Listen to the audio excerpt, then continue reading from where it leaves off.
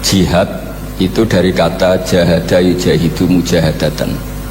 Kalau masdar mujarrodnya jahida dan baca jahada jadu jahdan wa jihadan, itu maknanya serius menekuni sesuatu.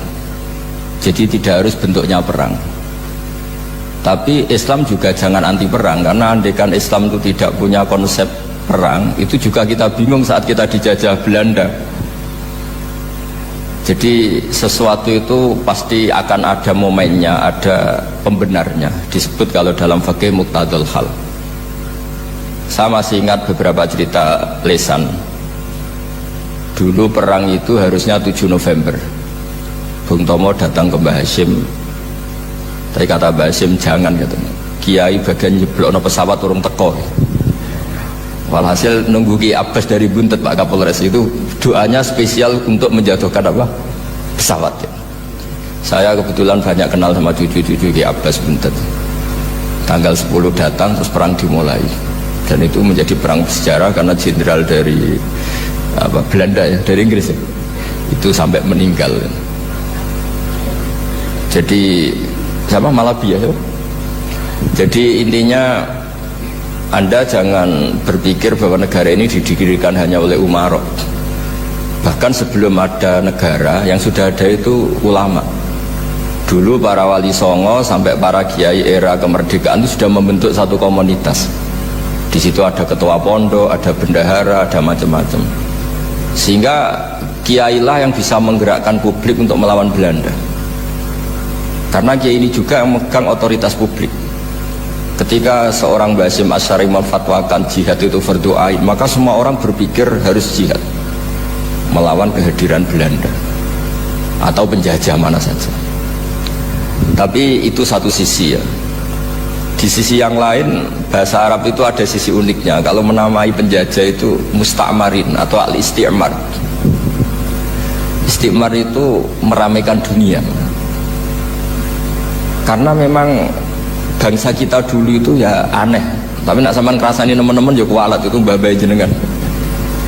Kita ini dulu memang ya agak aneh. Belanda itu sudah penjajah, tapi sama buyut-buyut kita dipanggil Doro.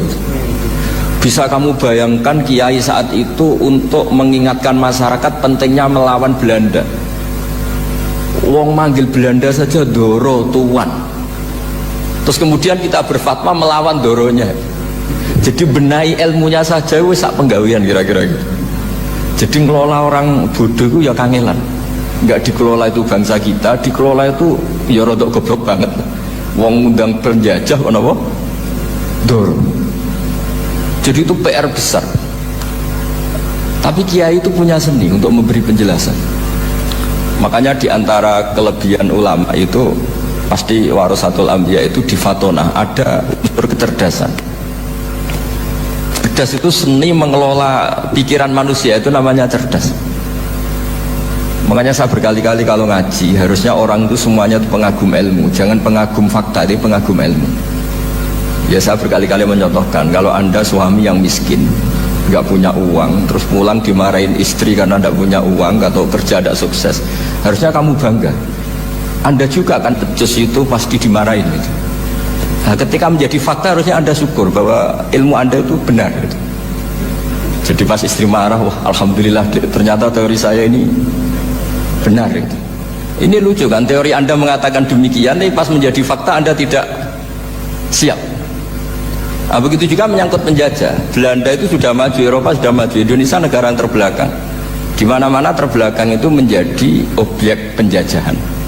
Di mana-mana yang terpelajar itu posisi menjajah.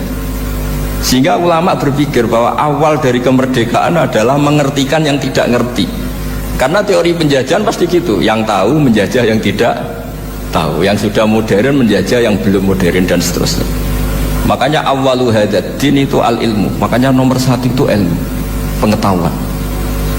Di sini pentingnya sampai Islam mewajibkan thalabul ilmi fardhatun ala kulli muslimin.